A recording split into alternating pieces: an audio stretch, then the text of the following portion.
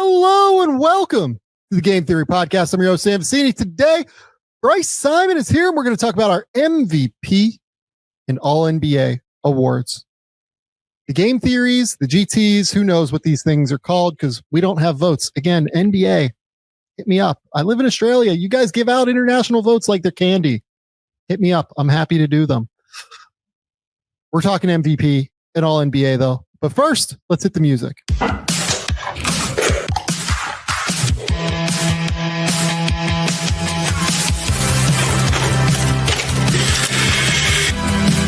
They do have a timeout. Decide not to use it. Way downtown. Bang! Bang! What is this going to be? Wow! Are you kidding me? Hello and welcome to the Game Theory Podcast. I'm your host, Sam Vecenie. But if you watch the tape, what you will see completely orchestrated this game. What's going on, Bryce? What's up, Sam? How are you? We, I don't know, not very politely are making our listeners, our viewers wait an extra 24 hours to get the MVP and all NBA awards.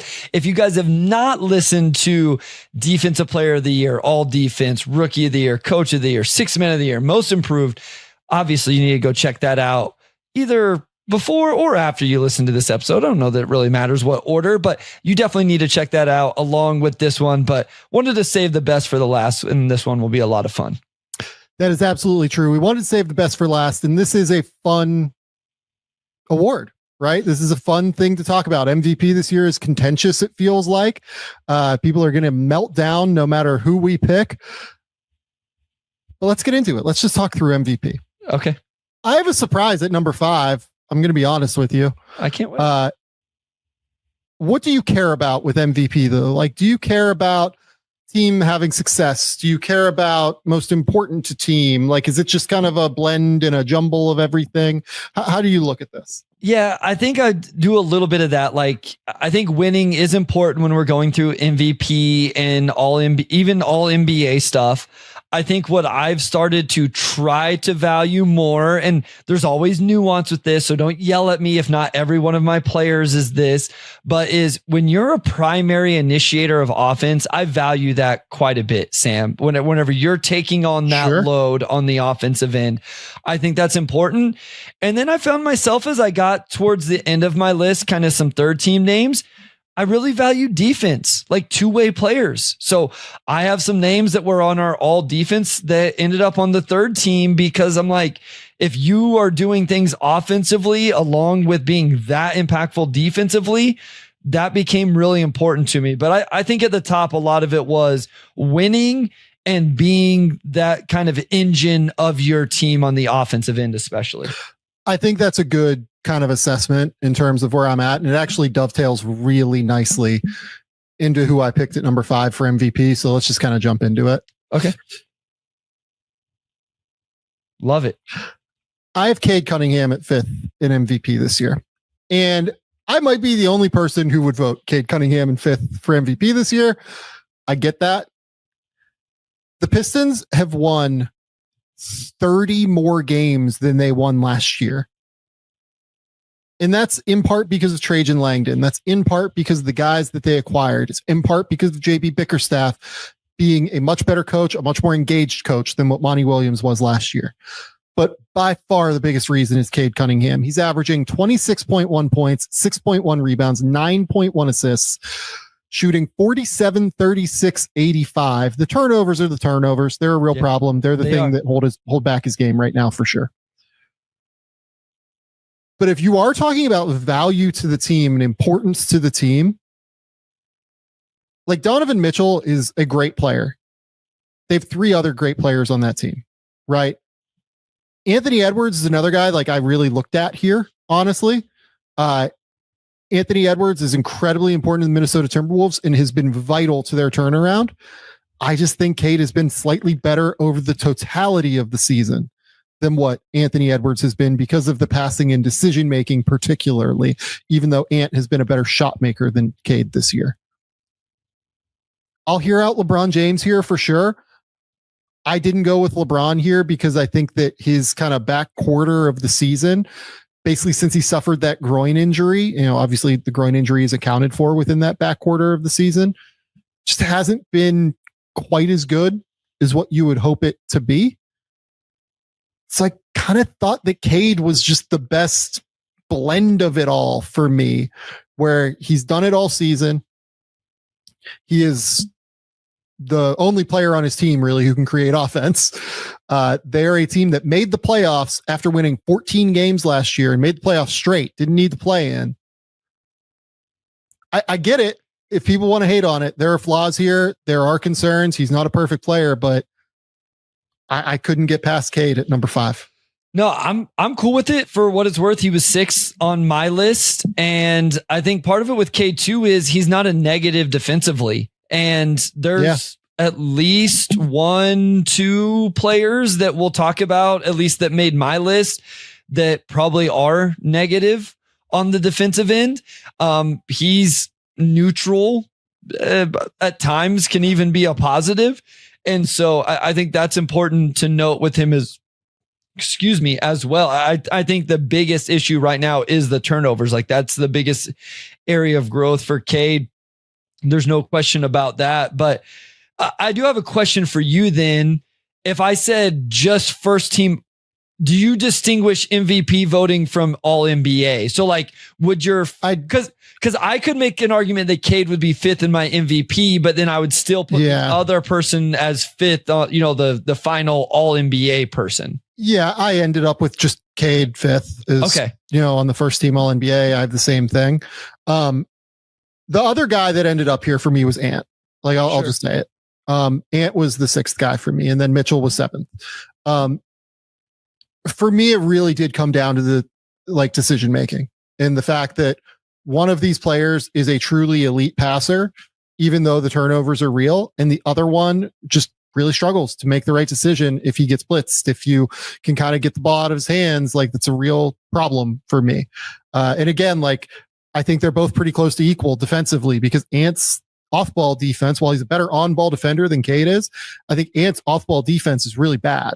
Yeah. And that's a thing that people, I think, don't always kind of call out. So I love what Ant did this year. I love what Mitchell did this year. I just kind of felt like Cade was so incredibly important to what Detroit did, and also had the great season on top of it to add on to it, especially in the back 2/3 of the year. I went with Cade, and I don't you could have any of these guys and I'm comfortable with it. Yeah, I'm with it. And I won't do the exercise I always do to people where hey, who's the Pistons' second best player? And then wait for the 5 seconds of awkward silence as people try to decide. But we're coming off an episode where we just recorded that Malik Beasley was their second most important offensive player at least. And it's this is no disrespect to Malik Beasley, but I hope that clicks with these other teams, right? It's Julius Randle and Rudy Gobert are the second most important players. It's Donovan Mitchell. It's Evan Mobley might be better than he is. Darius Garland might have had a better year than he has. With LeBron, he has Luka, he has Austin Reeves, right? Like that. All of these teams have real dudes next to them, except for him. And while they've won more games, to be sure, in I think every instance, I mean, this team should be a 25 win team if Cade wasn't there. I mean, Austin Reeves would go into Detroit and be an incredible upgrade over what second options they had. Correct. And to be clear, Austin Reeves is better than Jaden Ivey right now, but Jaden Ivey's injury eliminated the possibility of that second option for Detroit this year, which kind of makes it even more impressive, or, continues to add to the resume of the impressiveness of what they did this year. So, listen, I had him 6. I felt like I was probably going to get called a homer for having him. Who did you have at 5? I did have Donovan Mitchell. I just stayed with it with Mitchell. And all of the names you have said essentially round out my second, they don't round out because that's not all of the names, but are on my second team. They're all right there. But I went with Donovan Mitchell, and it's something I alluded to when we were talking about Kenny Atkinson last episode, where I feel like his willingness to be selfless has hindered his numbers a little bit, and in return led to more wins. And as somebody who appreciates that, and I know you appreciate it as well, and maybe it shouldn't be a calculation for something like this, but for me, it does. And I still think when you like put his numbers up against other people's numbers, like when you go per 36 or something like that, when you equalize minutes played, he's right there in the next tier of names in terms of points per game and stuff like that. So I think his impact is good enough along with his sacrifice and his team success. Yeah, I love it. Okay. Next up, the number 4, number 3 debate, I think has been a little bit hotly contested, right? Between Jason Tatum and Giannis Antetokounmpo. Yep. I have Tatum at 4. I do as well. So Jason Tatum's been amazing this season. And I think that a real point in his favor is that he has been really, really good in the face of injuries and has been like the true constant for that Celtics team that has like desperately needed it. Right. Tatum's averaging 27 points, 9 rebounds, 6 assists, been good defensively. It really does come down to the fact that like over the last few years, the pull-up jumper has just like, eluded him on some level. It's sucks, obviously to kind of have to, pick, nitpick like this at this level, but over half of the shots are pull-up jumpers and he's made them at a 35% clip this year. 46.4 effective field goal percentage. Last year, he was slightly better at 36% and 47.5%. But the big thing this year is that the catch and shoot jumper hasn't also been amazing. 59.5 effective field goal percentage is quite good on the catch and shoot jumper. It's like the equivalent of being a 40% 3-point shooter, right? But that's actually his worst mark since 2022, which is why the efficiency as a whole has just like slightly dropped this season to where if you use his true shooting percentage on a basis of like where it is in comparison to league average, it's actually only 1% above league average this season, which is, just not quite there in terms of like number 3, number 2, number 1 MVP level. Right. So Tatum's had an amazing year. He's been incredible this season. I just went with another player at number 3. Yeah, I had him number 4 as well. And this isn't, I don't mean this to sound as bad as what it's going to. It's like, it didn't take a whole lot of thought for me. I just think the guy I have at number 3 has been that good. But to Tatum's credit, the next 3 names we're going to talk about, their numbers are just silly, Sam. Like it's ridiculous what these guys have done this year. And the fact that Tatum is the somewhat unquestioned number 4 on that list, I think speaks to how good he's been this year. Like, I think that's the compliment. And I know it sounds like a backhanded compliment and I don't mean it to be. Like, I mean it with all sincerity. And I will say, I think one thing I always come away impressed with Tatum is his all around game. His passing for that team is really important. His rebounding for that team is really important. He's a solid defender. And so I like his all around game. And I don't know that he always gets enough credit for that along with his scoring. Yeah, no, I mean, the all around game is the critical factor for Tatum to me, right? Like the ability to consistently impact the game defensively, to create his shot when, guys are coming in and out of the lineup. I mean, he is one of the best mismatch hunters in the NBA for a reason. And it's incredible that he's been able to build the career that he has at this point. Number 3 for me is Giannis. Same. I just want to say, like, Giannis is very clearly 3 this year. He's not quite at the level of Jokic and Shea, but it is fucking absurd what he's doing. He's averaging 30.4 points, 12 rebounds, 6.5 assists, 2 stocks a game, shooting 60% from the field. Oh, by the way, he's added a mid-range jumper. Oh, by the way, he and Brook have like tried to hold up a defense on their shoulders while the perimeter players constantly break down because it's Lillard or it's Prince or it's, guys coming in and out of the lineup. Like, I mean, the guy has been superhuman this year and it's completely ridiculous. And I couldn't get him higher than 3rd. Like, I think there's a case. This is if not the best version of Giannis we've seen, it's like among the best versions of Giannis we've seen. And this is a guy that has won 2 MVPs, a title, and a finals MVP, and like just consistently has been one of the best players in the league for the last like 8 years. I'm not much of a historian when it comes to the NBA or at all in life, but I wonder if this is going to be the best MVP resume that doesn't get a first place vote. I wonder if he might get a first place vote. Like, it's not impossible, but yeah, I mean, it's not crazy to say this. I just wonder, like, and maybe there's a very obvious one out there, but this is an incredible resume for the argument to be whenever we debate the next two guys. It's never, let's talk about Jokic, SGA, and Giannis. It's always just, let's debate Jokic versus SGA. And Giannis is putting up these numbers. And, you know, like that team, I realize the team success isn't where people want it to be, but it's not like they ended up in the play-in, Sam. Like they did finish 5th in the East still, you know? And I mean, so that they 48 and 34, the Nuggets went 50 and 32. So, and totally. You know, and Giannis's supporting cast is, you know, they traded one of their core guys at the deadline for a guy who you mentioned recently hasn't exactly panned out the way you would want. His second best player has missed time. He's been incredible. And I think the more I've watched, I thought defensively he got better throughout the year and his impact there. He kind of had the slow start, which we've referenced multiple times throughout, but he put together a hell of a season. Yeah, just a really, really impressive year to me from Giannis, and he was thoroughly dominant. Like, there's just not another way to put it. The guy was elite across the board. It's not his fault that this team is not good. And like, again, I can't emphasize enough, the guy added a mid-range jumper this year. Yeah. Like on shots outside of 10 feet, he's hitting 47% and he's taking like 3 to 4 of them per game.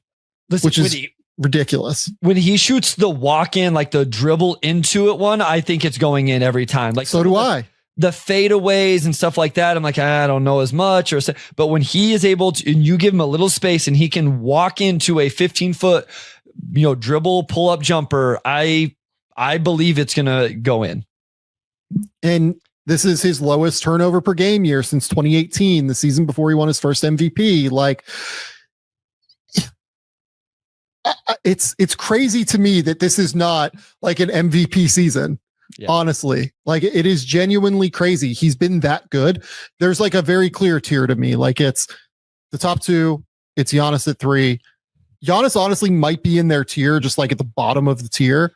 I do think that Shea and Jokic have been a little bit better this year, but like he's above Tatum to me, like very clearly this year. Agreed. I had no, like I made my 1-2 and debated that. But very easily and quickly had Giannis 3, Tatum 4. Like I didn't have to spend a lot of time debating the two of them. Yeah, agree. Okay. Before we move on, we want to shout out our good friends over at PrizePicks. PrizePicks, it's the best place to get real money. Sports action with over 10 million members and billions of dollars in awarded winnings.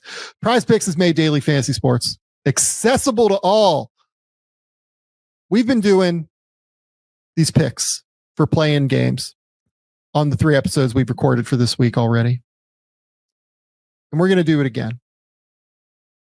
You know what we're going to do? We're going to combine the 2 9-10 games here and have a couple of picks. We're going to go with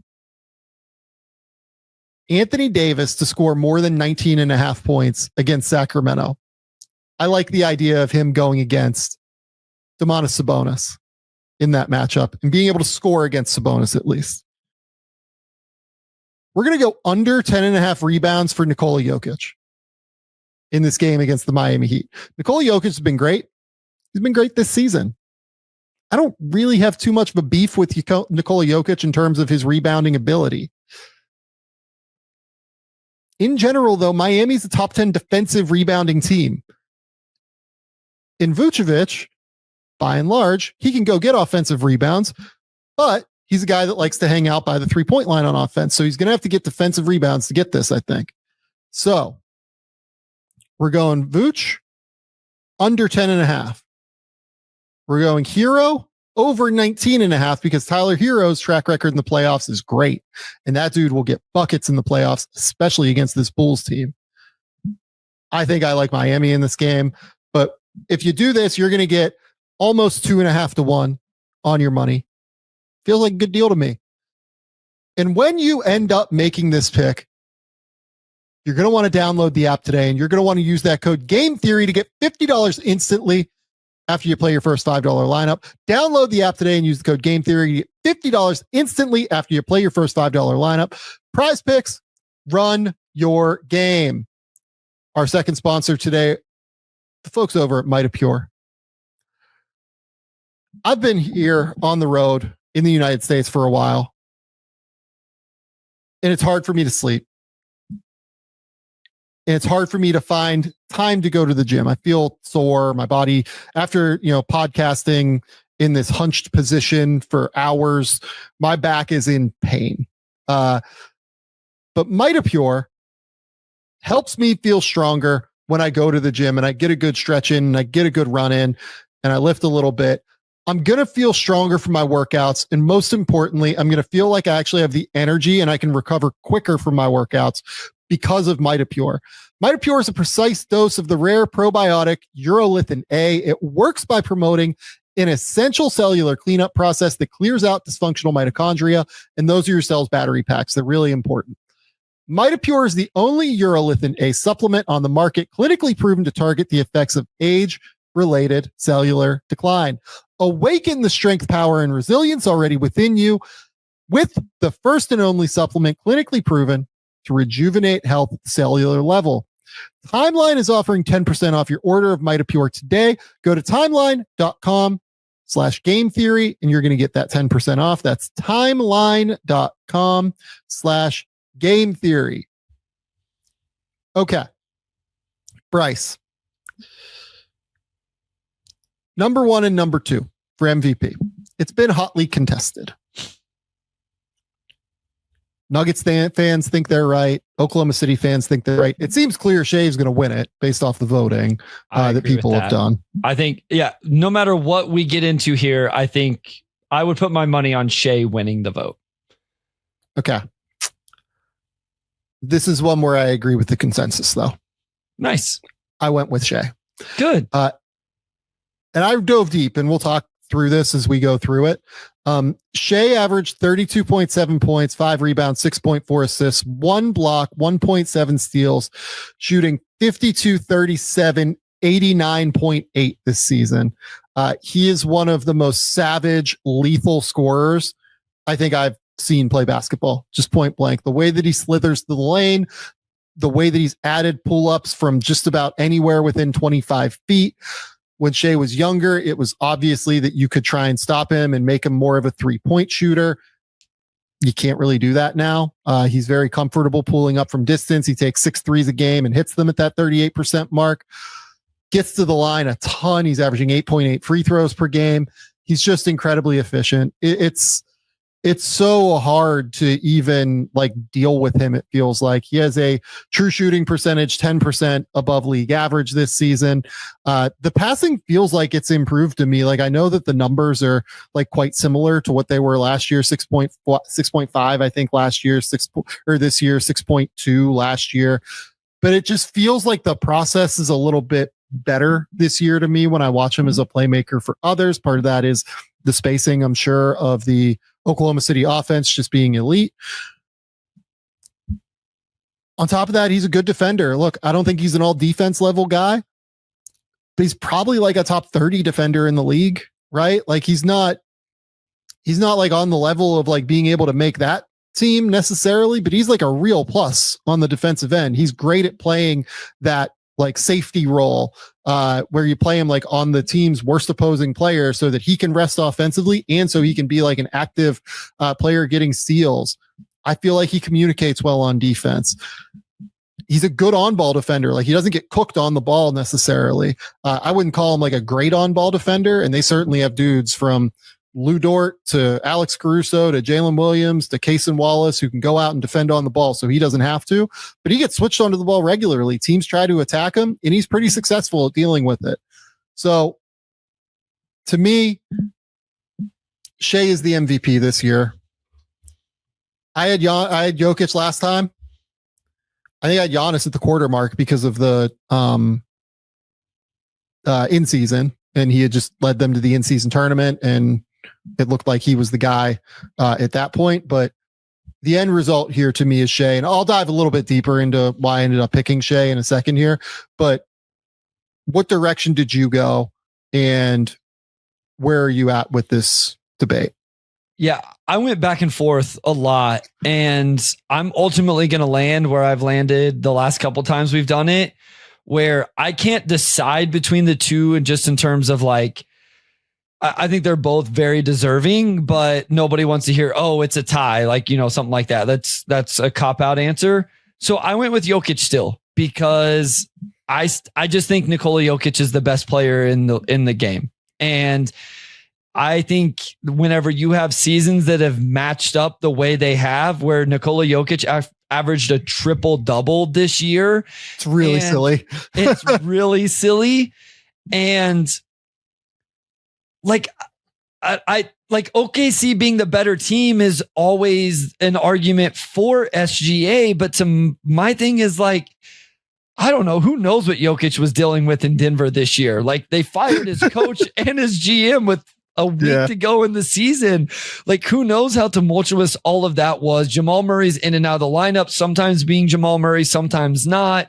Aaron Gordon's in and out of the lineup. You know, I think the biggest compliment you can give Jokic is anytime you want to give Christian Brown a compliment, or you want to give Russell Westbrook a compliment, or somebody like that, who gets the credit because those guys are playing well? Created by Jokic. Everybody plays better with Jokic. It's like, okay, well, that's an indictment of Jokic then. And listen, I think SGA is awesome. I've gone into so many of these wanting to make the argument for SGA to be the MVP, but like, I have to be true to what I actually believe and not just like play to either our audience or what I think the vote is going to be or something like that. I'm cool with either one. Like, I'm not going to be upset, Sam. The only thing I hope is that Jokic isn't not winning. And I know that this isn't with you because of some historical thing that, you know, I don't really care about that. Yeah, I know you don't. I'm just saying, I hope that it's not voter fatigue or people saying, oh, we can't give him another MVP from a historical context. I would really hate for that to be a reason, but I'm cool. SGA is awesome. And I think one of the points you're probably going to make is SGA is a better defender and has been better defensively and more impactful defensively, which I think is probably true because of the year Jokic. Yeah, I think it's definitely true for what it's worth. Because of the year Jokic has had. The only thing I will say is Jokic's role defensively is much more difficult than SGA's, which makes it more important, but is also why Jokic probably needed to be better, because the Nuggets needed him to be better playing in that role, which is fair. So for the people, Jokic averaged 29.8 points, 12.8 rebounds, 10.3 assists, the triple double, shot 57.5% from the field, 41.4% from three, 80% from the line. I think he's the best offensive player I've ever seen. I'm just going to like couch it there. I think he's the best offensive player I've ever seen. I did not think this was a good year for Jokic defensively.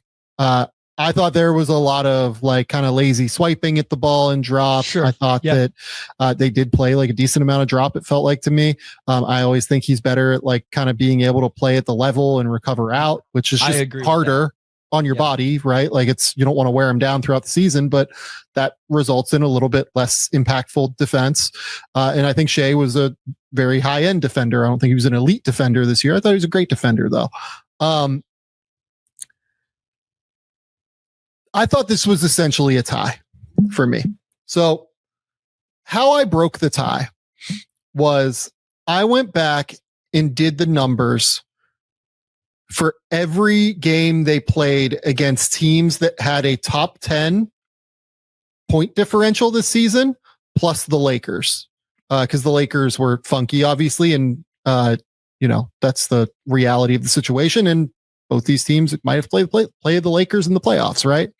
So when I went through and did that,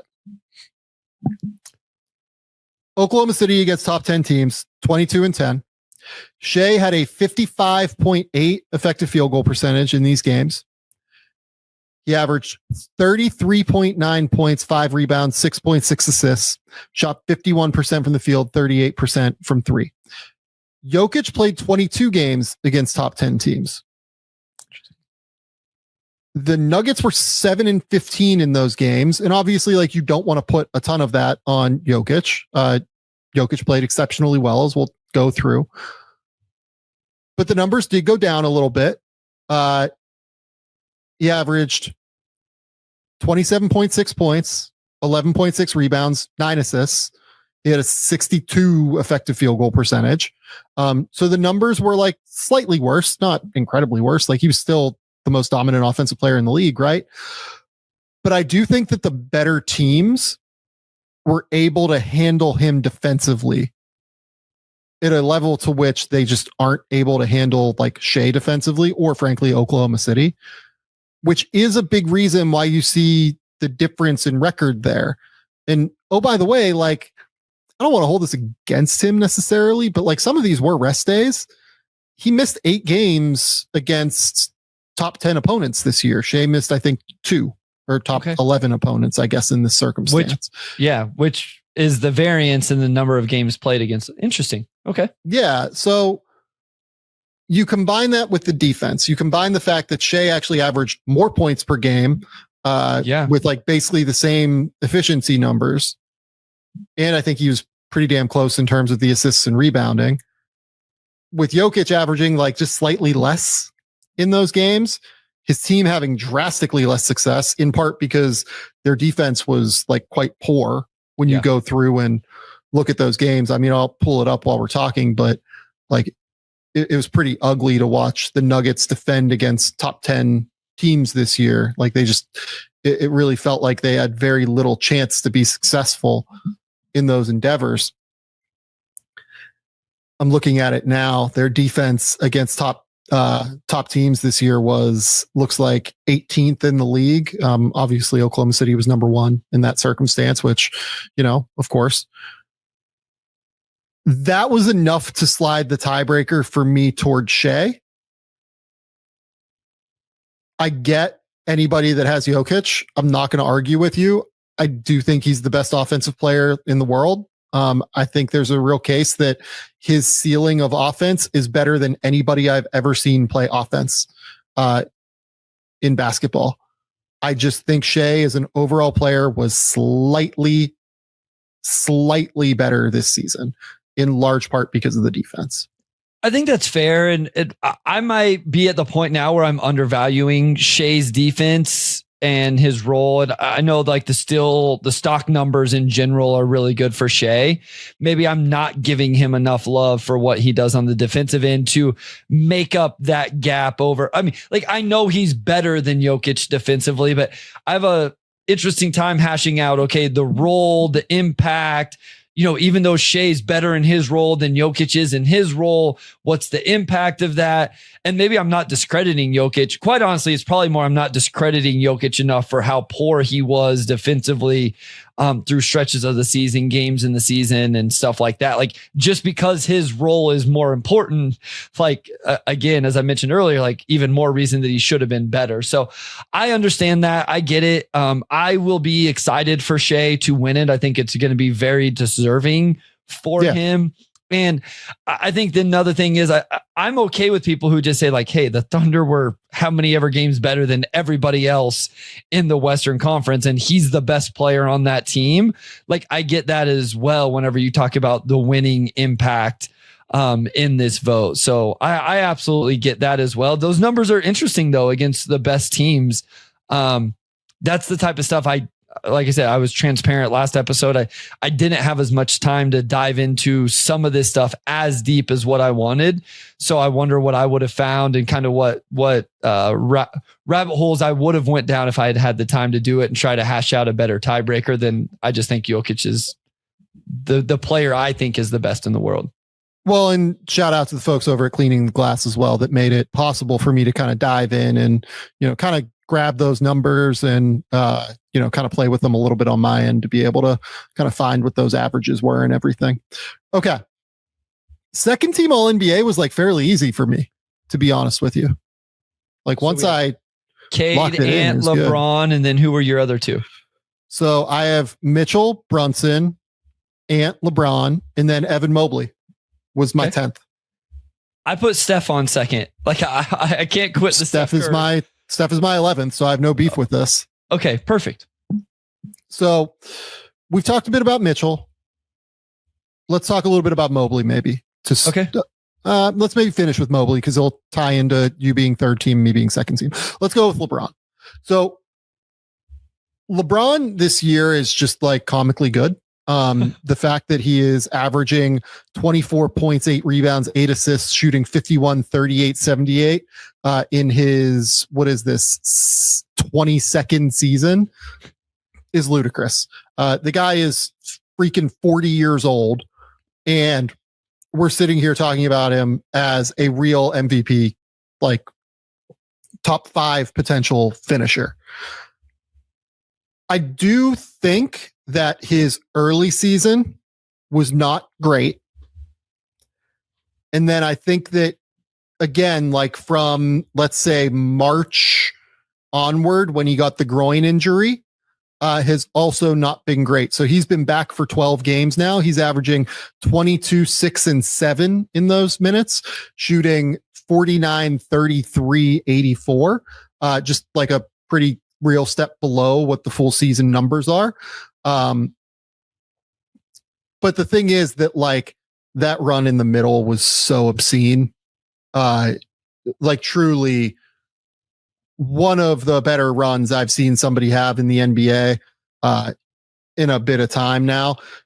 From December 21st until March 8th, LeBron averaged 27, 8, and 8, shooting 54, 40, 80. And it was just completely bonkers. And it felt like he was ready to take over a game at any point that he was out there. And I think you can even reduce that a little bit lower to where like there was like a 15 game stretch where he was 28, 10, and 7, shooting 53, 40, 77 right before the groin injury. It looked like he was like genuinely gearing up for like an MVP like chase. But, you know, ultimately I think the groin injury kind of did that in, and he's second team here for me. Yeah, that's what I think you kind of laid it out perfectly where, I mean, he was eligible. I mean, he had played enough games to start the season where he was definitely in consideration and didn't make, you know, an all NBA list for either one of us with that iteration.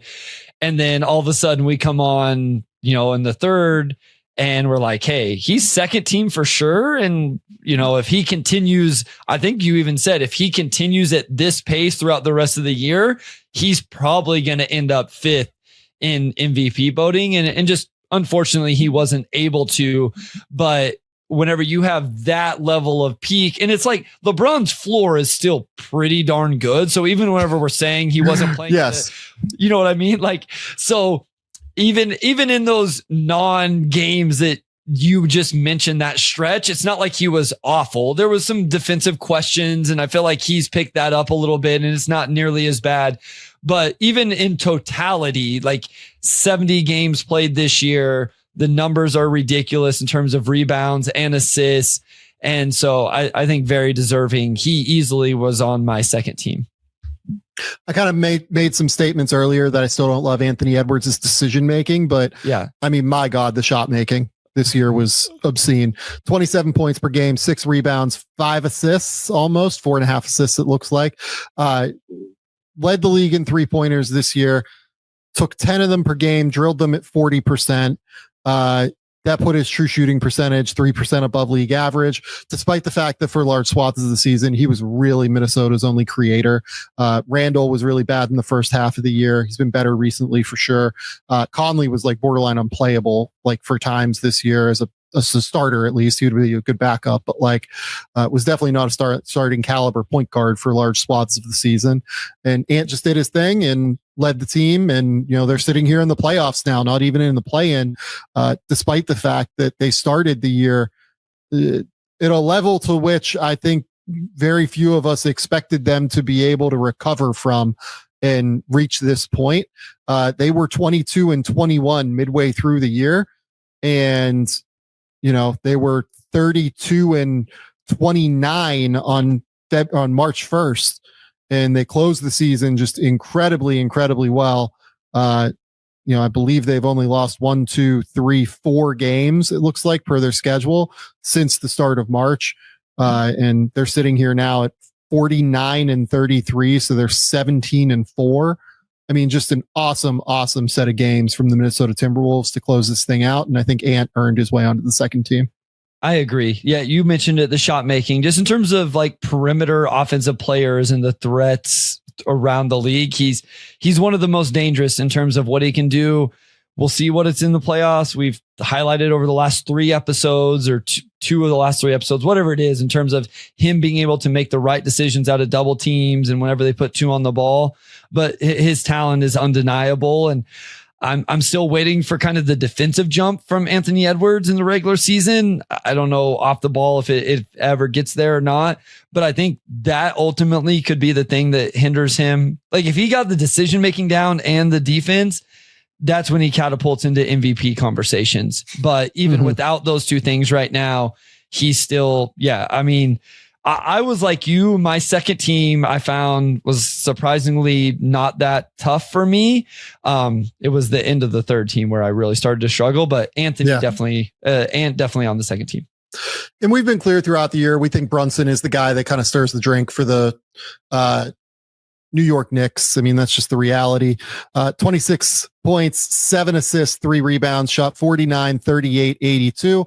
The Knicks were fine during that stretch where he missed like 15 games, but a couple of things there, right? So they kind of just went back to Tibbs ball where like they played 2 bigs a lot or, some of the time and super aggressive on defense. And OG, frankly, like had an enormous leap and was fantastic during this stretch.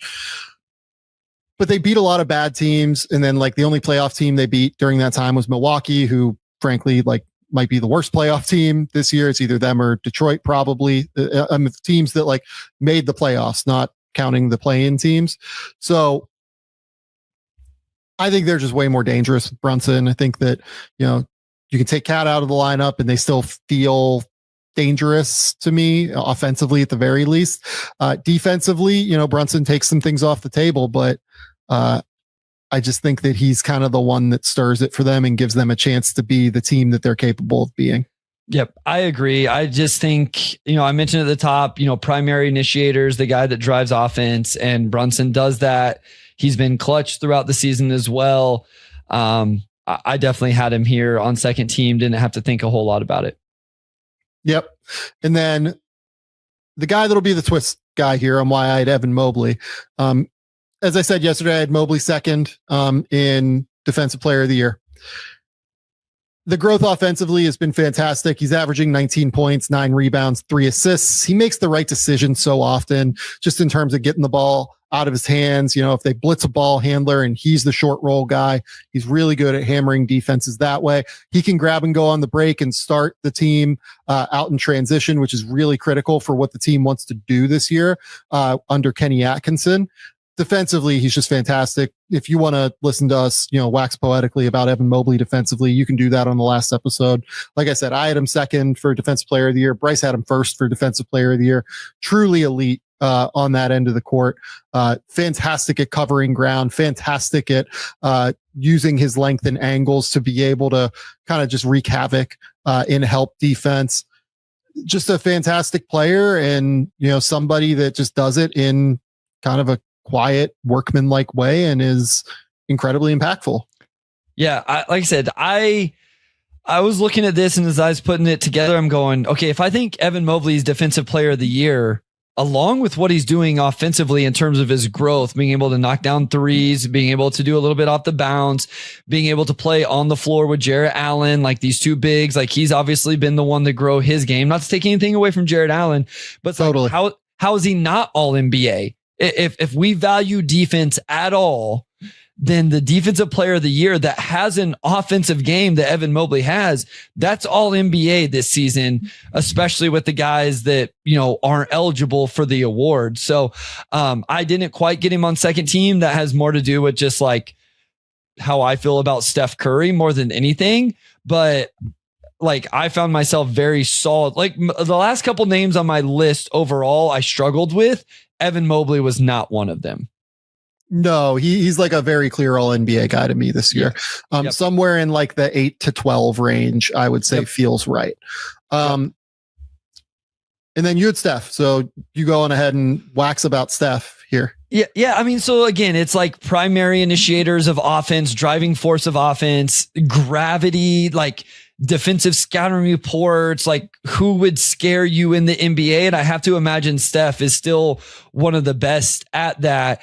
Again, like I don't use per 36 more than anything to just like stabilize how many minutes per game guys played. Steph is fourth in the league in points per 36 behind only Shea, Giannis, and Jokic, doing so on 45, 40, 93. We know he can create, but one thing I always like to point out with Steph is and this is true for a lot of guys, but the assist numbers don't do it justice because he creates so many looks for his teammates because of his gravity. When he runs off a screen and two guys run to him and his teammate can slip and get an easy bucket, he gets no box score stat whenever things like that happen. Yeah, no, I mean, he's absolutely tremendous. Like there was a play earlier on Sunday where like he tried to drive, he had to kick out to Kevon Looney and then like just immediately relocates and Jimmy drills Chris Dunn for a three. Like the relocation and the movement off ball is elite. The ability to get to the rim has always been underrated because of the threat of his gravity of the jumper. Sure. I always think the handle has been really underrated as well. Yes. Just really crafty and sharp with the ball. 107 true shooting percentage plus. So, 7% above league average in terms of true shooting percentage, despite the fact that for long portions of the season, he had nobody to play off of.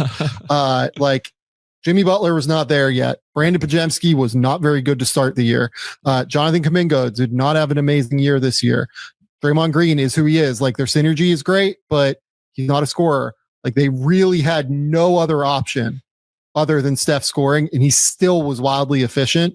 He's the guy I felt worse leaving off of second team all NBA. Cool. No, that makes me feel better about having him on there then. Yeah. Okay. Third team for me was Steph. Oh, this sucks. Jalen Williams, Karl Anthony Towns, Jaren Jackson, and Tyrese Halliburton. I'm going to be honest with you. This felt like the group to me. No, so I want people to know we talked about we don't share notes at all ahead of time. And we talked about this one even less than some others. Like sometimes like I'll throw something at Sam just to see like if I'm in the realm of things. There was zero discussion about this whatsoever. We're going to end up with the same teams, same 15 guys. Yeah, so that's reasonable to me.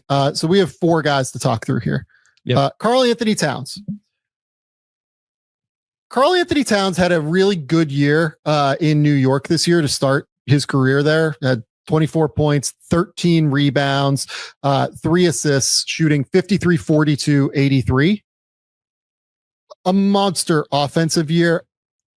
I think that the defense has been like non-catastrophic. I think he's been like actually fairly passable, especially like in the back half of this, Brunson injury where they've really had to utilize him quite a bit in different situations.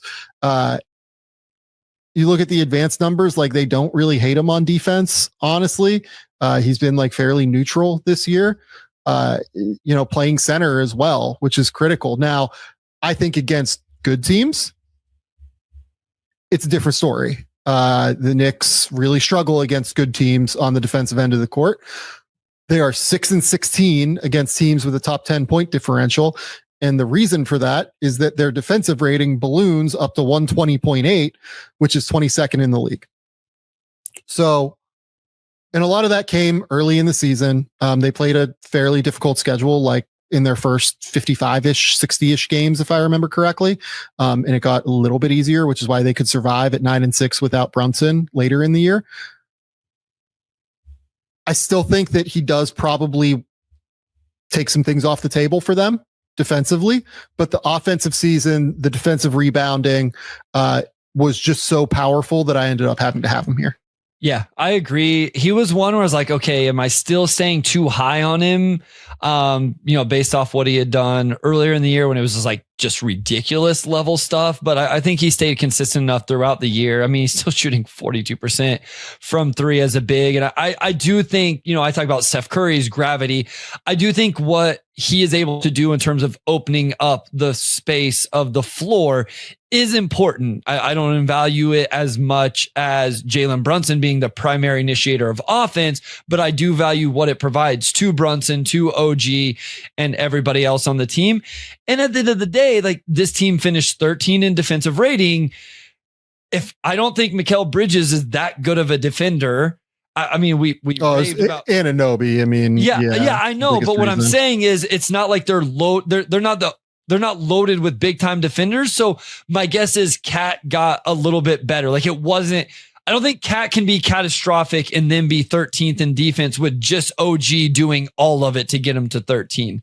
So OG gets he gets a ton of the credit. I'm just saying, I think it maybe speaks to Cat not being as bad as maybe what he sometimes gets, credit for, discredit for.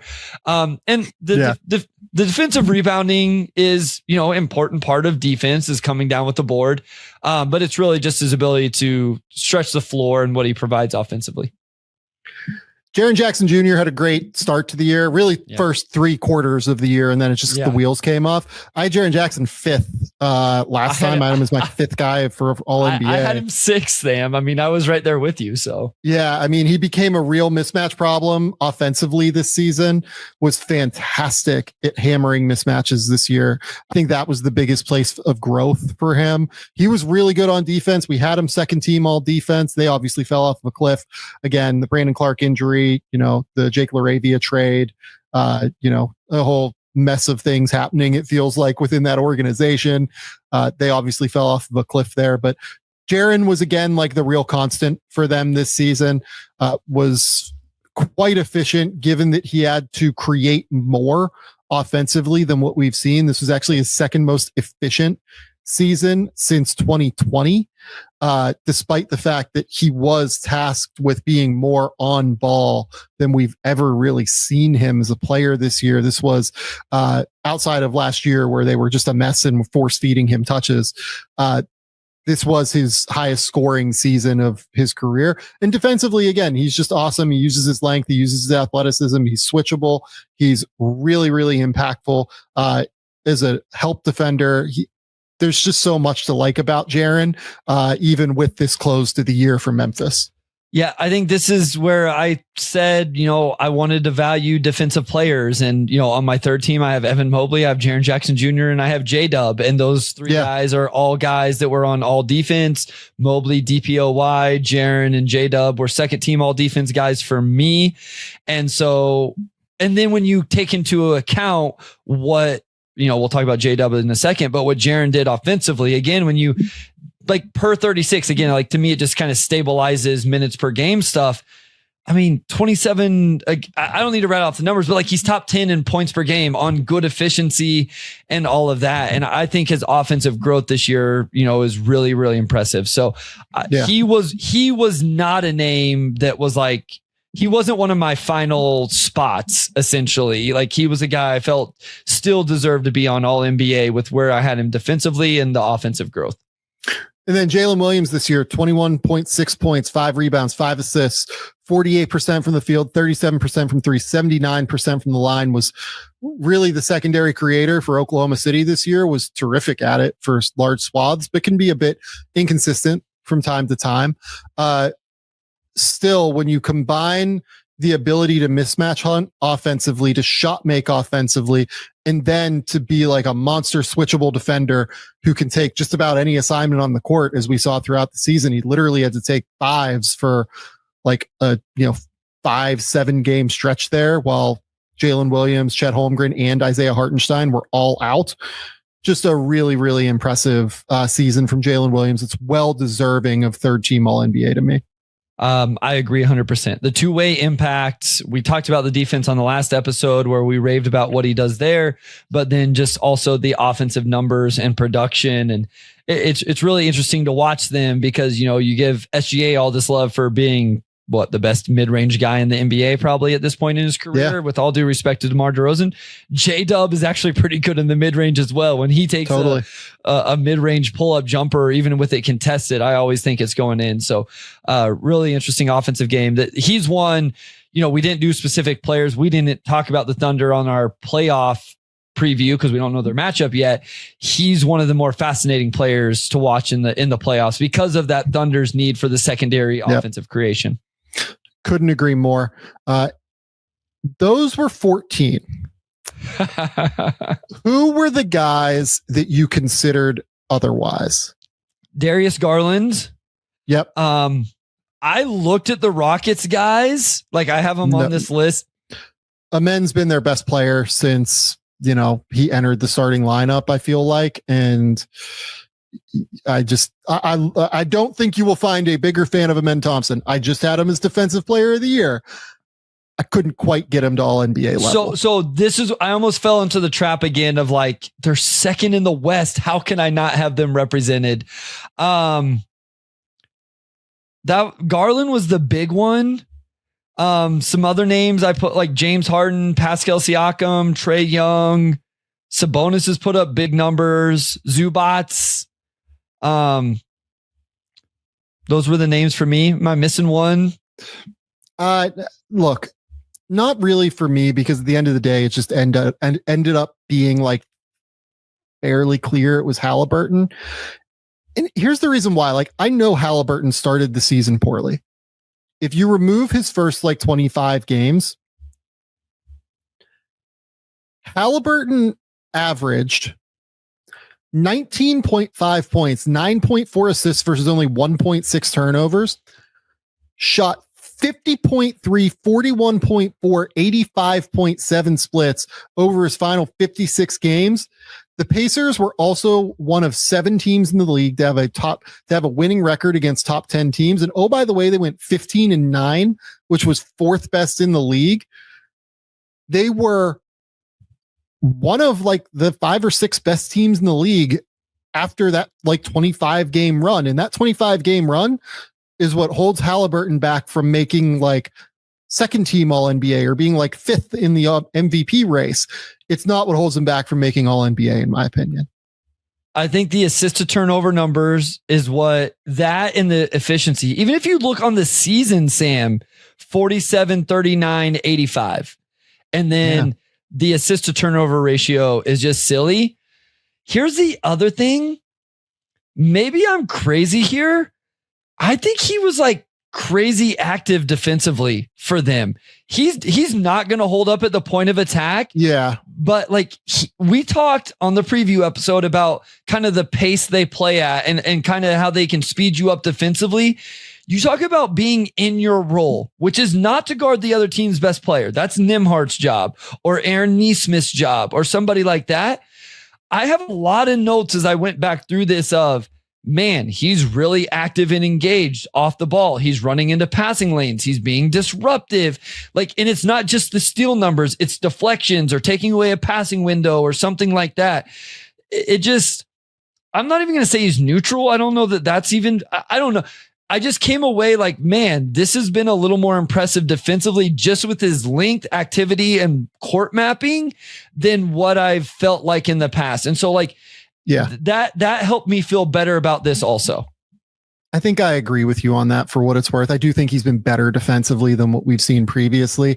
There are right around league average defensively as well. Like to that point, right? Like this is a team that was 24th in defense last year, 26th in defense the year before, right? Like the 2 years where he'd really kind of jumped up and taken a leap at that point. And more than anything, look, like that's Andrew Nembhard, that's Aaron Naismith when he was out on the court. Miles Turner played 71 games. Siakam played 78 games.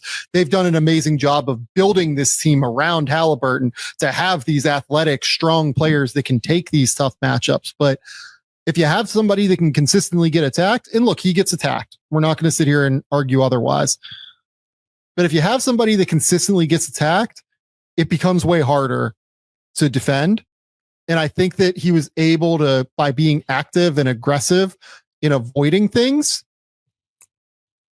make his impact less felt negatively defensively. Yeah.